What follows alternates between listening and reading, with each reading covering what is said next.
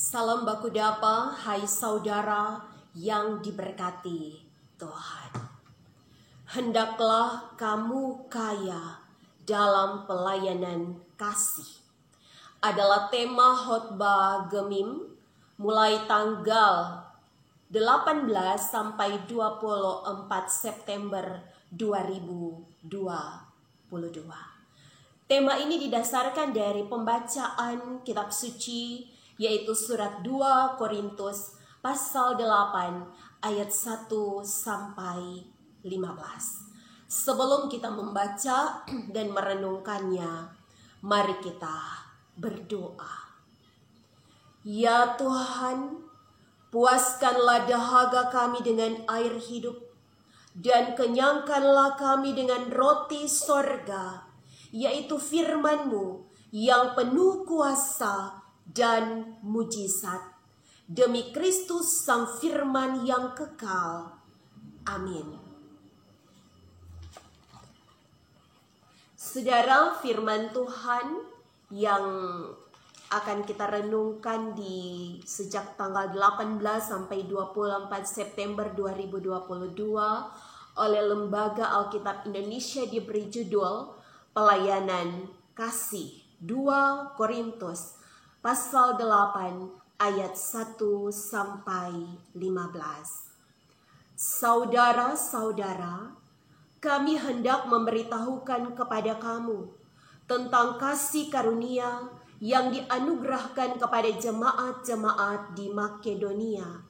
Selagi dicobai dengan berat dalam pelbagai penderitaan, sukacita mereka meluap, dan meskipun mereka sangat miskin, namun mereka kaya dalam kemurahan. Aku bersaksi bahwa mereka telah memberikan menurut kemampuan mereka, bahkan melampaui kemampuan mereka. Dengan kerelaan sendiri, mereka meminta dan mendesak kepada kami supaya mereka juga beroleh kasih karunia untuk mengambil bagian dalam pelayanan kepada orang-orang kudus. Mereka memberikan lebih banyak daripada yang kami harapkan. Mereka memberikan diri mereka pertama-tama kepada Allah, kemudian oleh karena kehendak Allah juga kepada kami. Sebab itu kami mendesak kepada Titus supaya ia mengunjungi kamu dan menyelesaikan pelayanan kasih itu sebagaimana ia telah memulainya. Maka sekarang, sama seperti kamu kaya dalam segala sesuatu, dalam iman, dalam perkataan, dalam pengetahuan, dalam kesungguhan untuk membantu, dan dalam kasih-Mu terhadap kami, demikianlah juga hendaknya kamu kaya dalam pelayanan kasih ini. Aku mengatakan hal itu bukan sebagai perintah, melainkan dengan menunjukkan usaha orang-orang lain untuk membantu. Aku mau menguji keikhlasan kasih kamu, karena kamu telah mengenal kasih karunia Tuhan kita Yesus Kristus, bahwa Ia yang oleh karena kamu menjadi miskin, sekalipun Ia kaya, supaya kamu menjadi kaya oleh karena kemiskinannya. Inilah pendapatku tentang hal itu yang mungkin berfaedah bagimu. Memang sudah sejak tahun yang lalu kamu mulai melaksanakannya dan mengambil keputusan untuk menyelesaikannya juga. Maka sekarang selesaikan jugalah pelaksanaan itu. Hendaklah pelaksanaannya sepadan dengan kerelaanmu, dan lakukanlah itu dengan apa yang ada padamu. Sebab jika kamu rela untuk memberi, maka pemberianmu akan diterima. Kalau pemberianmu itu berdasarkan apa yang ada padamu, bukan berdasarkan apa yang tidak ada padamu. Sebab kamu dibebani bukanlah supaya orang-orang lain mendapat keringanan, tetapi supaya ada keseimbangan. Maka hendaklah sekarang ini kelebihan kamu mencukupkan kekurangan mereka, agar kelebihan mereka kemudian mencukupkan kekurangan kamu, supaya ada keseimbangan.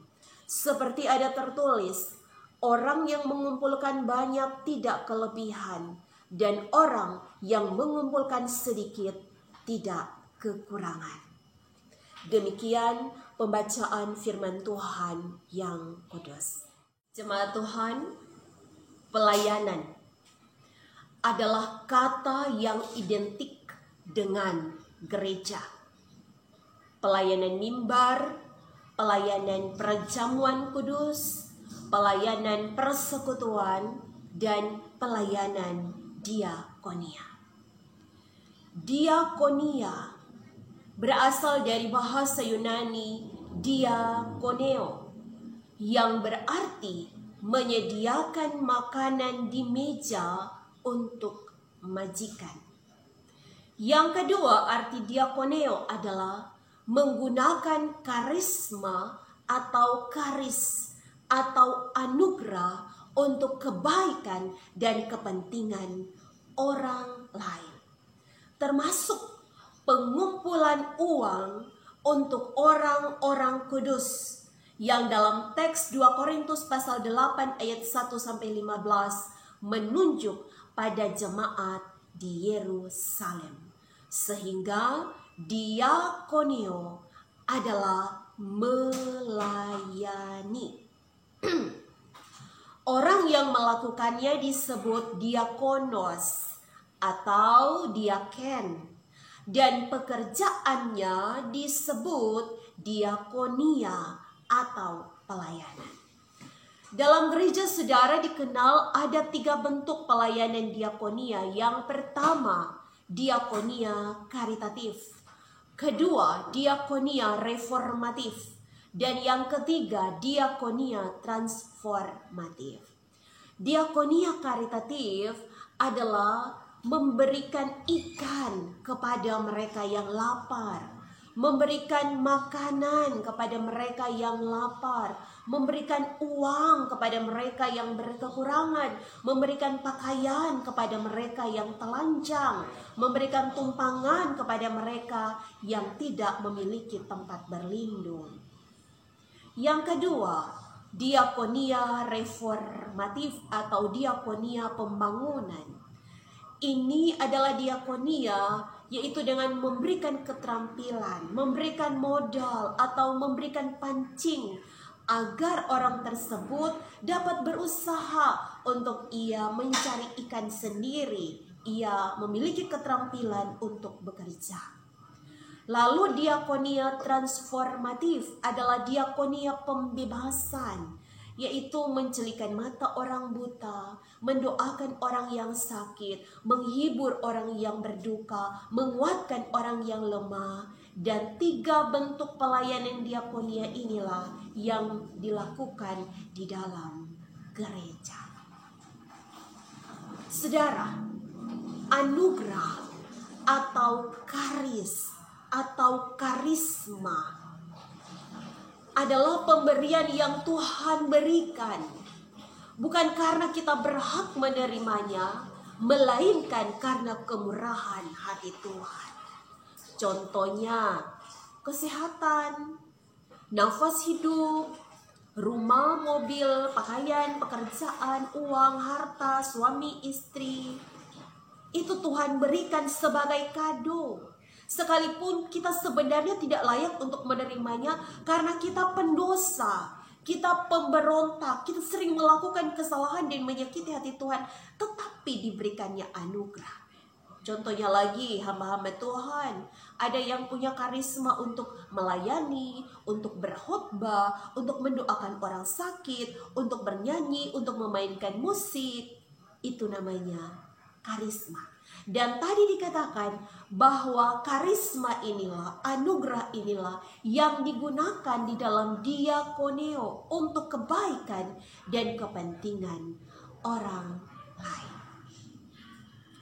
Saudaraku, teks 2 Korintus pasal 8 ayat 1-15 adalah pembahasan mengenai pemberian diakonia karitatif atau pengumpulan uang untuk jemaat di Yerusalem. seorang profesor Biblika Perjanjian Baru di Fuller Theological Seminary Pasadena, USA, bernama Russell Spittler. Ia meneliti bahwa penyebab kemiskinan yang dialami oleh jemaat di Yerusalem pertama adalah peningkatan jumlah orang percaya atau jumlah jiwa yang justru berbanding terbalik dengan mata pencaharian. Kedua, karena kebebasan orang Kristen di Yerusalem yang semakin hari semakin terancam. Dan yang ketiga, karena adanya peristiwa kelaparan. Saudaraku, Kisah Rasul pasal 11 ayat 27 sampai ayat 30 di situ dicatat bahwa dalam suatu pertemuan di Antioquia, Nabi Agabus menubuatkan tentang kelaparan yang akan terjadi di seluruh dunia. Karena situasi inilah kemiskinan terjadi di mana-mana, tetapi yang sangat parah terjadi oleh dan dirasakan oleh jemaat di Yerusalem. Karena situasi inilah, maka Paulus bersama murid-murid yang lain menggalang bantuan untuk jemaat di Yerusalem. Saudaraku, khusus jemaat Korintus dalam pasal 8 ayat 7. Di situ Rasul Paulus mengatakan bahwa jemaat Korintus justru kaya dalam segala sesuatu. Paulus sudah menulis pertama kali surat dalam 1 Korintus pasal 16 ayat 1 sampai 4. Dan ternyata ia harus menulis lagi kedua kali dalam surat 2 Korintus pasal 8 ayat 1 sampai ayat 15. Lebih panjang suratnya yang kedua. Mengapa harus dua kali Paulus menulis surat, saudara? Karena ternyata pengumpulan bantuan di jemaat Korintus itu bermasalah. Bermasalah dengan apa? Dengan konsep kasih dan kesetaraan. Dalam 2 Korintus pasal 8 ayat 11. Karena itu saudara, Sinode Gereja Masehi Injili di Minahasa mengangkat tema hendaklah kamu kaya dalam pelayanan kasih, bertujuan agar jemaat Gemim harus memperlihatkan identitas Kristiani dalam menyatakan kepedulian, memberi diakonia di tengah-tengah masyarakat yang membutuhkan pelayanan. Sehingga pertanyaannya saat ini, bagaimana seharusnya orientasi yang tepat bagi gereja dalam memberi atau berdiakonia? Saudara, ada dua hal yang saya catat dari teks firman Tuhan ini. Yang pertama, mari kita berdiakonia. Entah karitatif, reformatif, atau transformasi. Dengan alasan yang pertama, yaitu karena kesadaran akan kasih karunia Allah, akan karisma, akan karis yang Tuhan telah berikan. Saudara ingat bahwa jika di luar sana kita memberi, saudara-saudara kita memberi untuk menerima, kita orang percaya berbeda. Kita memberi karena kita sudah menerima. Kita memberi karena kita sudah menerima. Dan karena itu mari kita belajar seperti jemaat di Makedonia. Mereka adalah jemaat yang murah hati dalam pemberian dan pelayanan. Mereka memberi dengan tindakan spontan dan penuh kerelaan. Sekalipun di ayat 2 di situ dicatat bahwa mereka juga sangat miskin. Saudara, bahasa Yunani ptocheia Artinya bukan hanya sangat miskin, tetapi jemaat di Makedonia itu sengsara dan menderita. Sekalipun mereka dicobai dengan pelbagai kesengsaraan dan penderitaan, mereka sangat miskin. Artinya bahwa mereka mengalami kemiskinan yang mendalam atau ekstrim. Tetapi apa yang kita lihat? Jemaat Makedonia justru insaf. Mereka siuman, mereka mengerti, mereka sadar tentang kasih karunia yang Allah berikan kepada mereka. Saudara, di situ dicatat dalam 2 Korintus pasal 8 ayat 1. Saudara yang Tuhan Yesus kasihi, ada ciri orang-orang yang memiliki kesadaran akan kasih karunia yang Tuhan beri itu.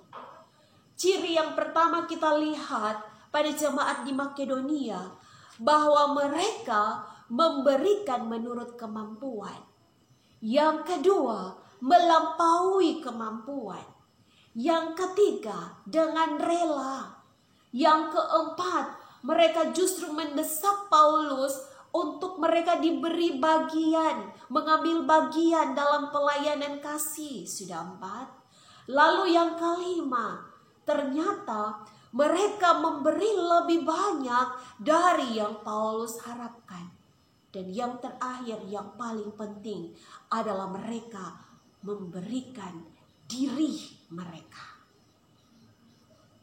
Itulah ciri jemaat Makedonia yang sadar akan kasih karunia yang telah Tuhan berikan kepada mereka. Yang pertama tadi, saudara, adalah mereka memberi menurut kemampuan, melampaui kemampuan, dengan kerelaan, mendesak untuk supaya saya ikut. Lalu yang kelima, mereka memberi lebih banyak dari yang Rasul Paulus harapkan. Dan yang keenam, jemaat Makedonia memberi diri mereka. Kesadaran apa, saudara? Jemaat Makedonia sadar bahwa Allah sendiri yang berinisiatif mendamaikan dirinya dengan orang-orang yang berdosa. 2 Korintus pasal 5 ayat 19, pembacaan Gemim di 2 minggu yang lalu. Bahwa Allah sendiri tidak memperhitungkan pelanggaran dan dosa-dosa yang dilakukan oleh umatnya. Kesadaran inilah yang mendorong jemaat Makedonia untuk memberikan pelayanan diakonia dari keadaan mereka yang sangat miskin. Saudaraku, mari kita lihat matahari yang terbit setiap hari. Apa yang matahari lakukan? Matahari menguapkan air di bumi, baik dari sungai, dari danau, dan lautan. Lalu apa yang bumi lakukan? Ia sudah menerima sinar matahari. Yang bumi lakukan adalah ia pun memberi uap ke atas, sehingga menjadi awan, lalu mendung dan hujan. Artinya dikembalikan. Karena bumi sudah menerima sinar matahari, maka bumi pun mengembalikannya kepada matahari. Demikian juga orang percaya, kita memberi karena kita sudah menerima. Yang kedua, saudara, ajakan untuk kita berdiakonia.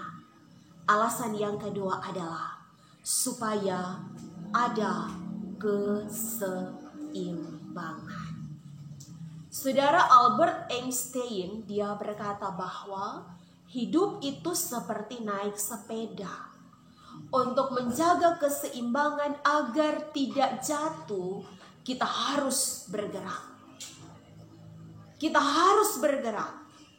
Artinya gereja itu harus aktif, tidak boleh pasif, aktif melayani, aktif berdiakonia.